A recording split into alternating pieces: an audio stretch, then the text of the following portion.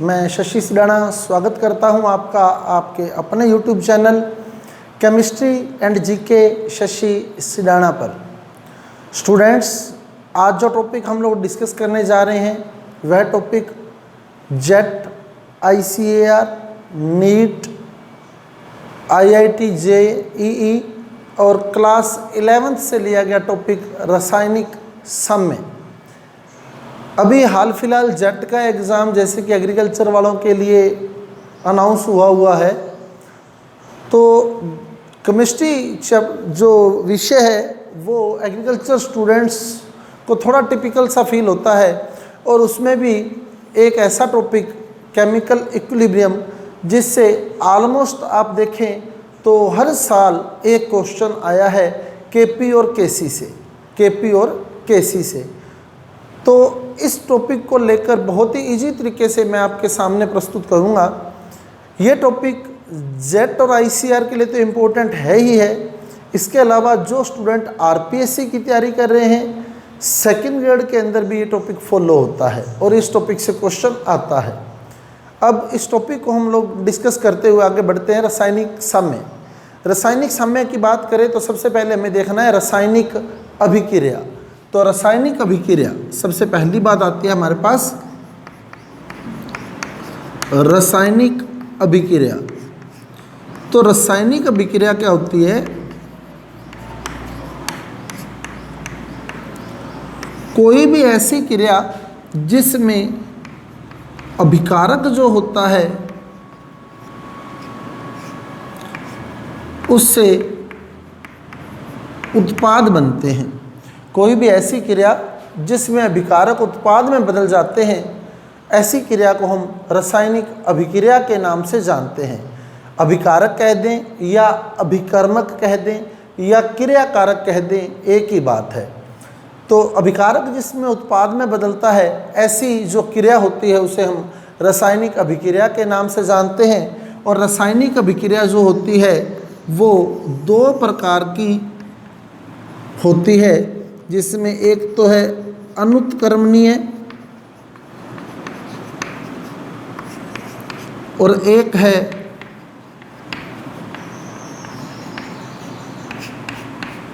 उत्क्रमणीय। अनुत्क्रमणीय अभिक्रिया ऐसी अभिक्रिया जो एक ही दिशा में चलती है, अर्थात जिसमें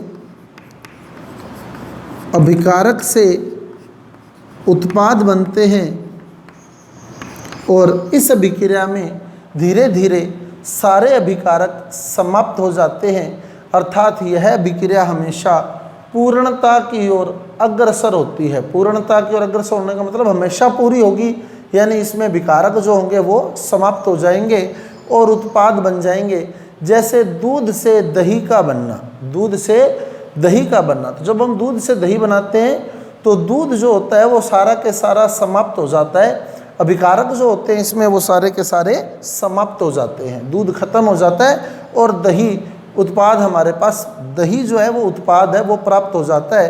तो वो अभिक्रिया अनुत्क्रमणीय अभिक्रिया होती है, केवल एक ही दिशा में चलती है। यानी दूध से दही तो बन सकता है पर दही से वापस दूध नहीं बन सकता। दूसरी अभिक्रिया आती है उत्क्रमणीय अभिक्रिया। ऐसी अभिक्रिया जो दोनों दिशाओं में चलती है, ऐसी अभिक्रिया जो दोनों दिशाओं में चलती है, मतलब अभिकारक से पहले तो क्या होता है, उत्पाद बनते हैं और फिर धीरे धीरे उत्पाद से वापस अभिकारक बनना शुरू हो जाते हैं। तो दोनों ओर चलने वाली अभिक्रिया उत्क्रमणीय अभिक्रिया कहलाती है। इस अभिक्रिया में प्रारंभ में अभिकारक से उत्पाद बनते हैं और फिर एक निश्चित समय के बाद उत्पाद से वापस अभिकारक बनना शुरू हो जाते हैं। ऐसी अभिक्रिया को हम उत्क्रमणीय अभिक्रिया कहते हैं, जो दोनों ओर चलती है, वो उत्क्रमणीय अभिक्रिया होती है। तो उत्क्रमणीय अभिक्रिया के भी दो भाग हैं, जिसमें एक अग्र अभिक्रिया और एक प्रतीप अभिक्रिया। एक तो होती है अग्र अभिक्रिया यानी फॉरवर्ड रिएक्शन और एक प्रतीप अभिक्रिया यानी बैकवर्ड रिएक्शन। एक तो होती है अग्र अभिक्रिया और एक होती है प्रतीप अभिक्रिया। अग्र अभिक्रिया यानी फॉरवर्ड डायरेक्शन, प्रतीप अभिक्रिया यानी बैकवर्ड डायरेक्शन। अब अग्र अभिक्रिया क्या होती है? जो आगे की ओर चलती है। आगे की ओर चलती है मतलब अभिकारक से क्या बनते हैं? उत्पाद। और प्रतीप अभिक्रिया यानी बैकवर्ड डायरेक्शन वो होती है जिसमें उत्पाद से क्या बनते हैं? अभिकारक।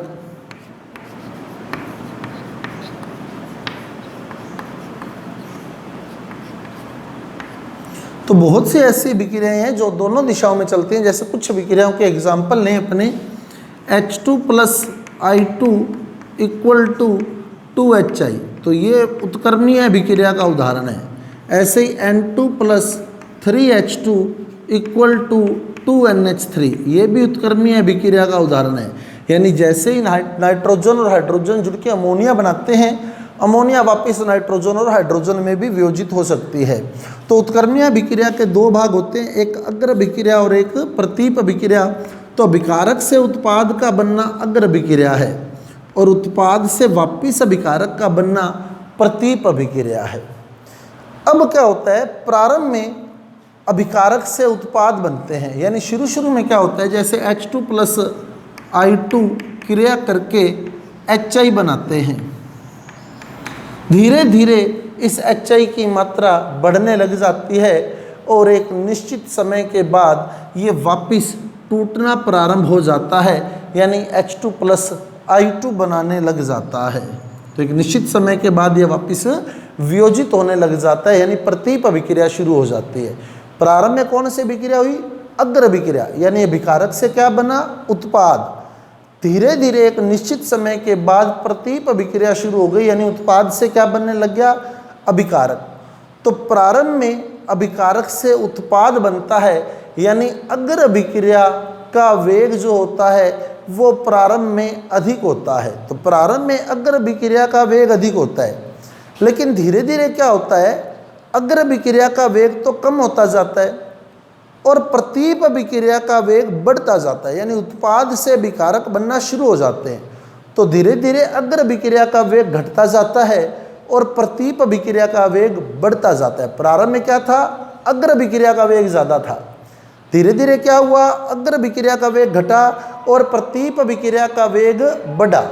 तो प्रारंभ में अग्र अभिक्रिया का वेग ज़्यादा था, धीरे धीरे अग्र अभिक्रिया का वेग घटा और प्रतीप अभिक्रिया का वेग बढ़ा और एक निश्चित समय के बाद दोनों अभिक्रियाओं का वेग बराबर हो गया। और जिस स्थिति पर दोनों अभिक्रियाओं का वेग बराबर हो जाता है वही स्थिति रासायनिक साम्य या साम्य अवस्था कहलाती है।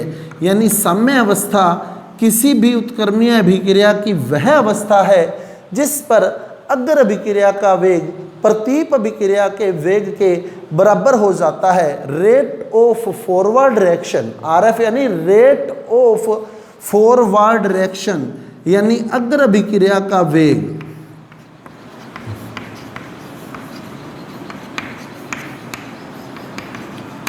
और RB यानी रेट ऑफ बैकवर्ड रिएक्शन, यानी प्रतीप अभिक्रिया का वेग। ये दोनों बराबर हो गए।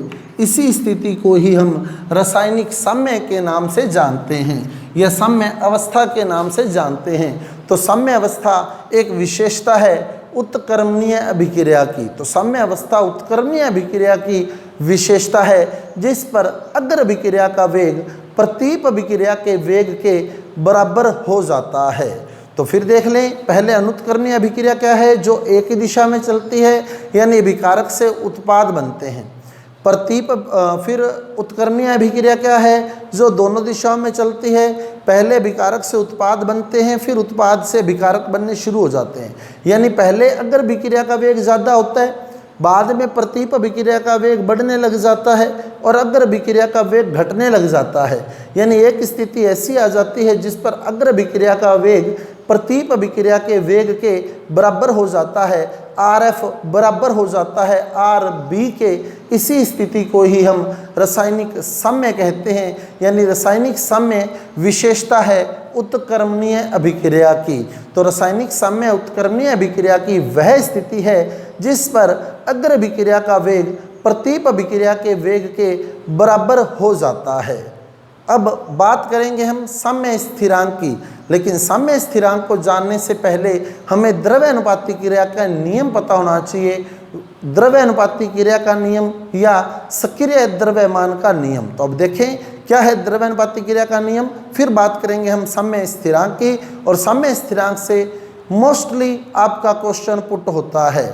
तो अब बात कर रहे हैं हम द्रव्य अनुपाती क्रिया के नियम की। नियम या सक्रिय द्रव्यमान का नियम, बहुत ही इंपॉर्टेंट नियम, द्रव्य अनुपाती क्रिया का नियम या सक्रिय द्रव्यमान का नियम। ये नियम दिया था गुल्डबर्ग, वैसे गुलबर्ग बोला जाता है, डी साइलेंट रखा जाता है, फिर भी रीड करती बार कई बार गुल्डबर्ग व वागे ने, गुलबर्ग और वागे द्वारा दिया गया नियम द्रव्य अनुपाती क्रिया का नियम या सक्रिय द्रव्यमान का नियम। क्या कहते हैं ये नियम, किसी भी रासायनिक अभिक्रिया का जो वेग होता है वो उसमें भाग लेने वाले अभिकारकों की सांद्रता को ही सक्रिय द्रव्यमान बोला जाता है। सक्रिय द्रव्यमान यानी सांद्रता। तो किसी भी अभिक्रिया का वेग उसमें भाग लेने वाले अभिकारकों की सांद्रता के गुणनफल के समानुपाती होता है। तो वेग जो है वो समानुपाती है अभिकारकों की सांद्रता का गुणनफल, यानी किसी भी अभिक्रिया का वेग उसमें भाग लेने वाले अभिकारकों की सांद्रता के गुणनफल के समानुपाती होता है। यही नियम सक्रिय द्रव्यमान का नियम या द्रव्य अनुपाती क्रिया के नियम के नाम से जाना जाता है। तो द्रव्य अनुपाती क्रिया के नियमानुसार किसी भी अभिक्रिया का वेग उसमें भाग लेने वाले अभिकारकों की सांद्रता के गुणनफल के समानुपाती होता है। जैसे एग्जाम्पल देखें, मैंने एक अभिक्रिया लिखी A+B = C+D। तो इसमें अभिकारक कौन से हैं, A और B अभिकारक हैं। तो इस अभिक्रिया का जो वेग होगा, इस अभिक्रिया का वेग समानुपाती होगा A की सांद्रता इंटू B की सांद्रता। A क्या है अभिकारक, B क्या है अभिकारक, बड़ा ब्रैकेट जो है वो सांद्रता को बता रहा है। तो ये हो गया A की सांद्रता इंटू B की सांद्रता, यानी अभिकारकों की सांद्रता का गुणनफल।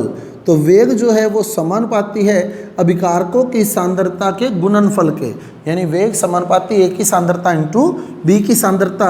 और जब समानुपाती का निशान हटाते हैं तो कोई ना कोई यहाँ नियतांक लगा देते हैं। जैसे मैंने नियतांक लगा दिया K, तो यहाँ जो K है वो वेग नियतांक है। K बराबर क्या है, वेग नियतांक। K बराबर वेग नियतांक। तो ये द्रव्य अनुपाती क्रिया का नियम है, किसी भी अभिक्रिया का वेग उसमें भाग लेने वाले अभिकारक की सांद्रता के गुणनफल के समानुपाती होता है। अब मान लो इस अभिक्रिया में A के N मोल या N1 मोल और B के N2 मोल भाग ले रहे होते, A के N1 मोल और B के N2 मोल भाग ले रहे होते, तो जो मोलों की संख्या होती है वो पावर में आ जाती है। तो ये बन जाता A की सांद्रता, अभिकारक तो A और B है लेकिन इनके मोल N1 और N2 हैं, तो जो मोल होते हैं वो पावर में आ जाते हैं। तो A की सांद्रता क्यों आ जाते हैं वो भी अभी क्लियर कर दूंगा आपको। मैंने कहा मोल पावर में आ जाते हैं, क्यों आ जाते हैं अभी एक एग्जांपल देके क्लियर कर दूंगा। तो A की सांद्रता पावर N1, B की सांद्रता पावर N2। तो यहाँ भी A की सांद्रता पावर N1, B की सांद्रता पावर N2। अब बात करें मोल पावर में क्यों आ गए, मोल जो होते हैं पावर में क्यों आ जाते हैं। जैसे मैं एक सिंपल सा एग्जांपल ले रहा हूँ,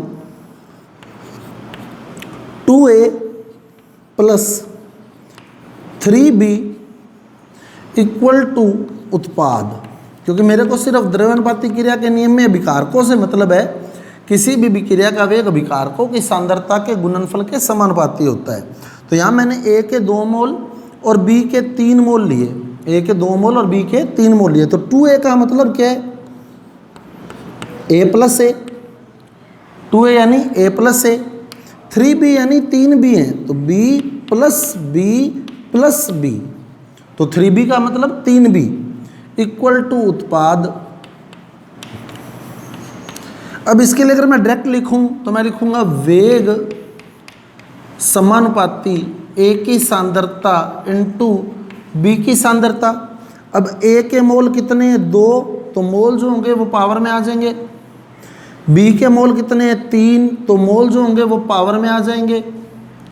क्लियर। अब क्यों आए वो इससे देखो, 2a का मतलब a प्लस ए, 3b का मतलब 3b है तो b plus b plus b.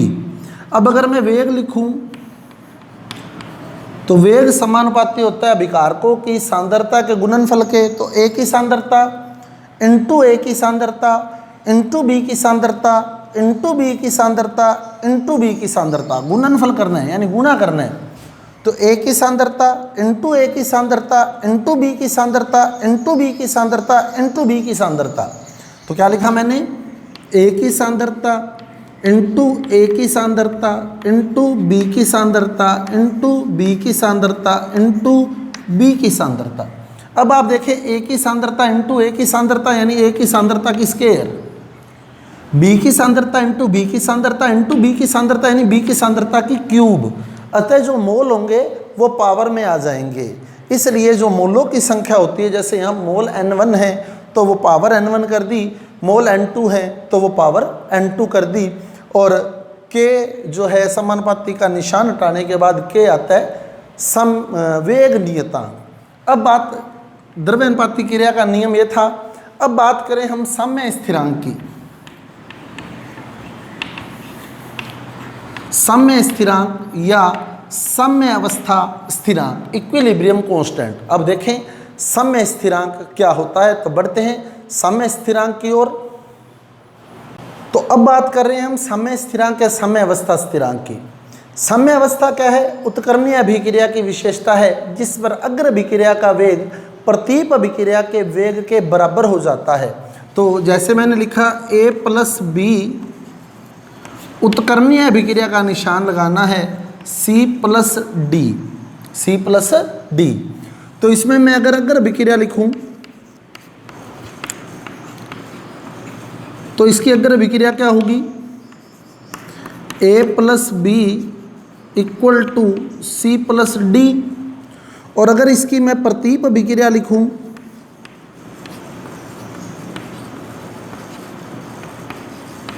तो अग्र अभिक्रिया जो आगे की ओर चल रही है, प्रतीप अभिक्रिया जो पीछे की ओर चल रही है, तो क्या मैं क्या लिखूंगा, C plus D equal to a plus B. Clear. अग्र अभिक्रिया आगे की ओर a plus B equal to C plus D, प्रतीप अभिक्रिया पीछे से लिखनी स्टार्ट करेंगे यानी C plus D equal to a plus B. अब अग्र अभिक्रिया का वेग द्रव्यानुपाती क्रिया के नियम से लिख रहे हैं हम, वेग समानुपाती होता है अभिकारकों की सांद्रता के गुणनफल के। तो अग्र अभिक्रिया का वेग यानी रेट ऑफ फॉरवर्ड डायरेक्शन समानुपाती है अभिकारकों की सांद्रता के गुणनफल के। तो यहाँ अभिकारक हैं a और b, तो a की सांद्रता इंटू b की सांद्रता, और यहाँ मैंने लिख दिया RF बराबर समानुपाती का निशान है तो नियतांक लगाऊंगा, यहाँ मैं नियतांक लगा दिया K1 a की सांद्रता इंटू b की सांद्रता, जहाँ K1 जो है वो अग्र अभिक्रिया का वेग नियतांक। बहुत ही इंपॉर्टेंट टॉपिक अब हम डिस्कस करने जा रहे हैं, अग्र अभिक्रिया का वेग नियतांक। अग्र अभिक्रिया का वेग नियतांक तो फिर देख लें a plus B equal to C plus d था, और द्रव्यानुपाती क्रिया का नियम कहता है वेग जो होता है वो अभिकारकों की सांद्रता के गुणनफल के समानुपाती होता है। तो RF समानुपाती a की सांद्रता इंटू b की सांद्रता, समानुपाती का निशान हटाया तो वेग नियतांक मैंने लगा दिया अग्र अभिक्रिया के लिए K1। अब प्रतीप अभिक्रिया में देखें तो प्रतीप अभिक्रिया के लिए अभिकारक कौन से हो गए, C और D। तो मैं लिखूंगा द्रव्यानुपाती क्रिया के नियम से प्रतीप अभिक्रिया का वेग RB समानुपाती है अभिकारकों की सांद्रता के गुणनफल यानी C की सांद्रता इंटू D की सांद्रता, क्योंकि प्रतीप अभिक्रिया के लिए अभिकारक C और D हो गए हैं। वैसे तो ओवरऑल में तो ये उत्पाद हैं, पर प्रतीप अभिक्रिया के लिए अभिकारक की तरह काम कर रहे हैं। तो प्रतीप अभिक्रिया का वेग अभिकारकों की सांद्रता के गुणनफल के समानुपाती है। अब समानुपाती का निशान हटाऊंगा तो नियतांक लगाऊंगा। आर बी बराबर के टू सी की सांद्रता इंटू डी की सांद्रता, जहाँ के टू जो है वो प्रतीप अभिक्रिया का वेग नियतांक है।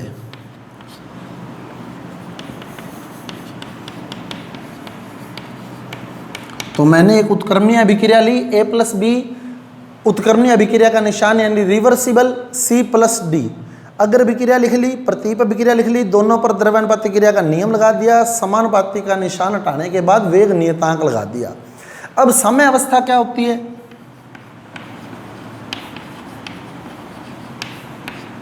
यह साम्य क्या होता है? साम्य उत्क्रमणीय अभिक्रिया की वह स्थिति है जिस पर अग्र अभिक्रिया का वेग प्रतीप अभिक्रिया के वेग के बराबर हो जाता है। Rate of forward direction equal to rate of backward direction. तो यहाँ से आर एफ का मान लिख दें, यहाँ से आर बी का मान लिख दें। Clear? R F rate of forward direction का मान ये रहा, तो मैं आर एफ की जगह आर एफ का मान लिख रहा हूँ के वन ए की सांद्रता इंटू बी की सांद्रता। आर एफ की जगह आर एफ का मान लिख दिया, आर बी की जगह आर बी का मान लिख दें। क्या है आर बी का मान? के टू सी की सांद्रता इंटू डी की सांद्रता। तो आर बी की जगह मैंने आर बी का मान लिख दिया के टू सी की सांद्रता इंटू डी की सांद्रता। अब के टू इधर बटे में ले आऊँगा, ये के टू इधर बटे में आ जाएगा, ए और बी उधर बटे में चला जाएगा, तो ये बन जाएगा के वन बटे के टू बराबर सी की सांद्रता इंटू डी की सांद्रता बटे ए की सांद्रता इंटू बी की सांद्रता। इसी को ही हम साम्य अवस्था स्थिरांक के नाम से जानते हैं। के वन अपॉन के टू को हम लोग के लिख देते हैं। तो के बराबर ये के वन क्या है? अग्र अभिक्रिया का वेग नियतांक। के टू क्या है? प्रतीप अभिक्रिया का वेग नियतांक। और के क्या है? साम्य स्थिरांक या साम्य अवस्था स्थिरांक। के वन अपॉन के टू को के लिख दिया, के बराबर सी की सांद्रता इंटू डी की सांद्रता बटे ए की सांद्रता इंटू बी की सांद्रता। अब परिभाषा क्लियर करें साम्य स्थिरांक की। बुक्स में क्या डेफिनेशन दी होती है और कैसे दी होती है? देखो, साम्य स्थिरांक क्या है?